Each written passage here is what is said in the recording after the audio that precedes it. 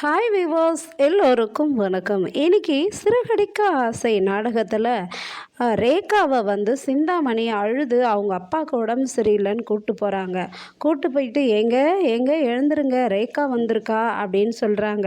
ஆனால் ரேகாவுடைய அப்பா ரொம்ப நெஞ்சு வலியில் படுத்த படுக்கையோடு இருக்கிறாரு. அவரால் எழுந்து கூட உட்கார முடியல. ஏன் அப்படின்னு சொல்லிட்டு பார்த்தாக்கா அவருக்கு உடல்நல ரொம்ப மோசமாக இருக்குது. அப்போ அவர் என்ன சொல்கிறாருன்னா, பொய் சொல்லாத சிந்தாமணி, ரேகா அவள் வரமாட்டா என்னை பார்க்க, அவள் என்னை விட்டுட்டு போயிட்டா அப்படின்னு சொல்கிறாரு. உடனே ரேகா அப்பா அப்பா எழுந்துருங்கப்பா, நான் ரேகா வந்திருக்கேன்ப்பான்றாங்க.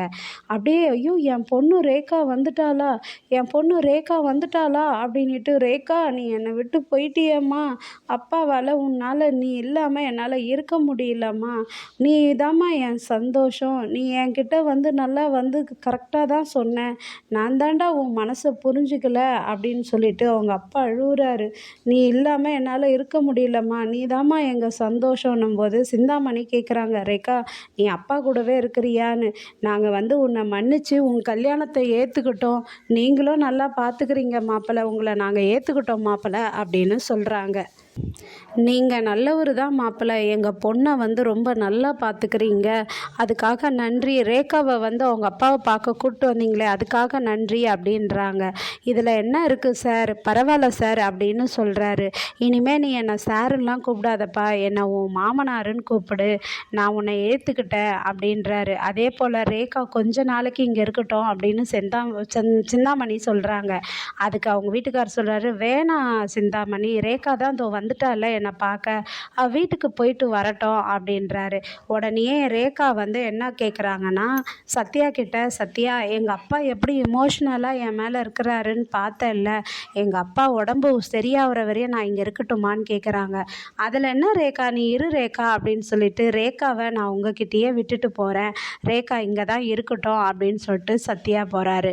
அப்புறம் வீட்டுக்கு போனதும் அதுக்கப்புறமா மீனாவும் முத்துவும் அவங்க வீடு ஸ்டார்ட் பண்ணுறாங்க. மேலே மொட்டை மாடியில் ஒரு ரூம் போடுறதுக்காக கல் எடுத்து வைக்கணும், அதனால் பூஜை போடுறாங்க. இந்த கல் மாமா இருந்தால் முதல் கல் அவர் எடுத்து வைப்பார், மாமா இல்லை, அதனால் அத்தை தான் வைக்கணும், ஏன்னா அவங்க 2 பேரும் இந்த வீட்டை கட்டி காத்து ஆண்டு வந்தாங்க, அவங்களுடைய ஆசீர்வாதம் வேணும், ஆனால் அத்தை வரமாட்டாங்களே என்ன பண்ணுறதுன்னு மீனா யோசிக்கிறாங்க.